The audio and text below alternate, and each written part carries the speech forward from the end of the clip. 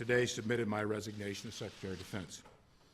It's been the greatest privilege of my life, to lead, and most important, to serve with the men and women of the Defense Department and support their families. I am immensely proud of what we've accomplished during this time. Chuck Hagel was the only remaining Republican member of the Obama administration inner circle. The key word there being was, as he was asked to resign by the president and apparently handed over his walking papers with very little delay. Is this all about military war skills or a president who still refuses to see the forest for the terrorist trees? Let's welcome back to MidPoint former CIA intelligence analyst, one who understands what really happens behind those closed beltway doors. Lisa Ruth joins us in studio. Well, let's see. I really hate doing air quotes, but I had to do it this time simply because asked to resign. Again, we're on the outside looking in, but because he had basically gone against the administration in so many ways, I just get the feeling here that this was a you're out, you're not doing it my way, end of story. According to the Washington insiders I've talked to, it wasn't a surprise that it happened, although when it happened was a surprise. And what they tell me, we're seeing this in the media now. During cabinet meetings, for example, he never said a word. He was clearly not, you use the term inner circle, he's on the outside of the inner circle anyway. They say he really didn't have the kind of influence we've seen in the past, and he really didn't provide the kind of, I guess he did provide leadership, but he wasn't close to Obama. If you see, Dempsey has taken that role a lot more, and of course we know Valerie Jarrett. But what happened, I think you're exactly right. Back in October, CNN reported that he told Susan Rice, we really need to do something different in Syria. We need to ramp up in Syria. We need to look at the Assad problem before we start looking at ISIS. Well, that doesn't play with the administration. And then the quote I love, what he said about after Obama called ISIS a JV team. You know, what you remember he said, ISIS is an imminent threat to every interest we have. And then he said, this is beyond anything we've seen. Completely contradicting Obama.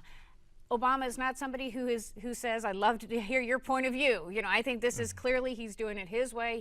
The last 2 years are going to be all about Obama. So how then, in the opinion of those you've spoken with, and in your own, of course, how does this end change our military strategy now moving forward with him out and the president basically surrounded by sycophants? What is interesting is they do believe we're still going to see a military change. And it's just the question of he's going to do it without anybody else questioning it or anybody bringing things up. The sense in Washington right now about the people I talk to is he is, despite not putting boots on the ground, keep in mind that he is putting boots on the ground. He's moving towards this increased military activity. However, even though this is sort of what Hagel says, Obama doesn't want to do it because Hagel said it. Obama wants to do it because Obama said it. I know, wait, there's the key right here. So are we getting to the point where he'll put a little space between himself and Chuck Hagel's time and then eventually say, we've made the decision and my advisor's here, which would then indicate to people that, or at least he'll try to indicate, there was no Republican influence? I think that's, and I do think one of the biggest other points that you made initially in the lead-in, this was the last Republican, even remotely on the inner circle. This is the last Republican that was there. Obama has made a real shift, and I think this was the final ferreting out. People I talk to tell me Hagel, like him, don't like him. A lot of military people are upset with the downsizing of the military that he oversaw. However, they say, gosh, what a smart guy. You know, even if I disagree, he was a really smart guy. My concern is when you remove that. Not that there aren't other smart people in the cabinet in Washington, but removing that resource just because they have a Republican sticker on him. It puts a better buffer now here for the president, too, because now that he has everybody sitting on his side saying, no boots on the ground, no attacks here, nothing, he can now fall back on that and say, we are unanimous in our decisions, correct? Absolutely, and I think what will be interesting is watching Dempsey, because if you remember, Dempsey also made an error of telling the truth originally and saying that ISIS was a big problem. He pulled way, way back on that. And you've seen now since then, he has not come up against the administration. My sense is he will fall very quickly in line because it's going to be, as you say, we are unanimous. My advisors say, all my generals say, I don't have anybody saying anything differently. And that's a really dangerous place to be in, actually. I don't know why, but all of a sudden in my head just popped up the vision of the Dr. Strangelove entire circle sitting around basically telling the president everything he wanted to everything he wanted. Where is George C. Scott when you need him playing that one general? We just can't find him anymore. All right, we got to talk about some other things too on the foreign side. We return with former CIA analyst Lisa Ruth. We will head to the foreign sector, including a somewhat shocking thought about Israel launching a first strike against a pre-nuclear Iran, and some interesting words about Benghazi. And at 51 minutes after the hour, those Lindsey Graham comments on Benghazi lead off a somewhat raucous edition of the Sunday Sounders from the Political Talkers, right here on MidPoint.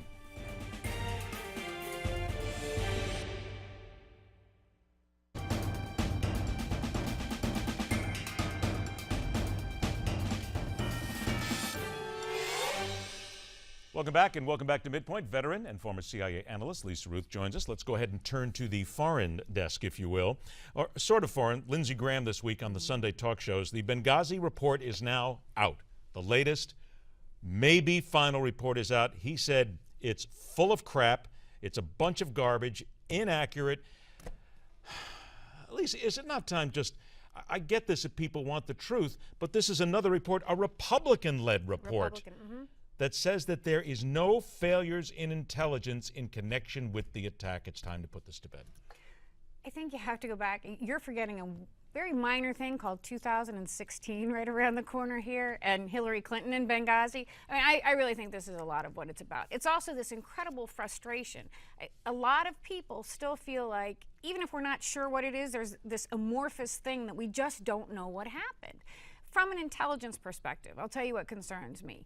Benghazi is a base, you know, it's not the station. So you had someone, the equivalent of maybe a lieutenant colonel, calling the shots in Benghazi, not responding to people. The fact that people died, the fact that there was a long time between when they were under attack and when they actually died, those are all of concern. And my issue is, if nothing went wrong from A to Z, how do we stop it from happening again? If we can't even look back at it and say lessons learned. And that's my issue. You can't go back and fix this. Unfortunately, I do believe it was a horrific, very sad mistake in a lot of ways. And mistakes were made. And mistakes were absolutely made. My concern is we need to figure out how this can't happen again. And I'm not sure we're there. You stop dwelling on that, and let's dwell on making sure that it doesn't happen again, because, I mean, let's face it, we've got points all over the world that are blowing up on a regular basis. Here comes another one now. Israel in the Jerusalem Post this weekend indicating that they might consider a first strike against a pre-nuclear Iran. I get the concept behind it, but militarily, I can only imagine what kind of a quagmire that would be. Well, here we go. You and I sit here and talk about the Middle East, about it's all these little pieces and everything, this domino, everything sets off everything else. Can you imagine, just for a minute, what would happen if Israel launched a preemptive strike against Iran? The problem from an international perspective is, frankly, this Iran deal. I really believe this is at the crux of it. Israel feels that the United States and the rest of the world powers have abandoned them, essentially. And really with good reason. If you look at the deal, it's a bad deal. It's a bad deal. They're pushing for something, really, instead and of they're settling in many ways. No, absolutely in many ways. We are not going to prohibit the Arawak heavy water reactor from being constructed. What we're saying is you construct it, but you can't use it. Okay? You can have it there, but just don't use it. We trust you. Yeah, because they have not been forthcoming at all, you know, which is the second point. They refuse to provide the IAE access. They refuse to be transparent. We are not making them get rid of their stockpile of enriched uranium. You know, this is a situation where we want it so badly for whatever reason, and it's a legacy Obama issue, we're willing to overlook these things. So I think Israel, which we know has taken action, they've even admitted to killing some of the scientists, is saying, if you guys aren't going to do it, we will. The mess that will ensue, it's mind-boggling, absolutely mind-boggling. It really is when you think about it. 30 seconds left here.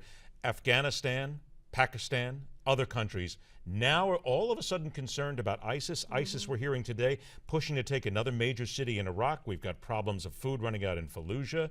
They're after Ramadi, of course, the provincial capital there. Right.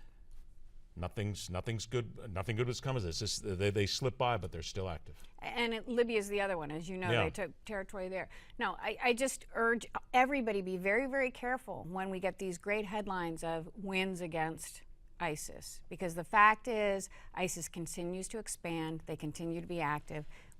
making gains maybe one place, but it's squishing out on the other side. Always a pleasure to have you on the show. Have a great Thanksgiving. You too. Eat lots and let me know what wine is good. Always looking for recommendations. Good to see you again. All right, from the mouths of politicians come words of wisdom. Sometimes the Sunday Talkers are next. Plus, we're also now getting word from officials in Ferguson, Missouri, that the grand jury decision will come today. No time has been announced. We're following the story. Stay with us, because here on MidPoint, we question everything.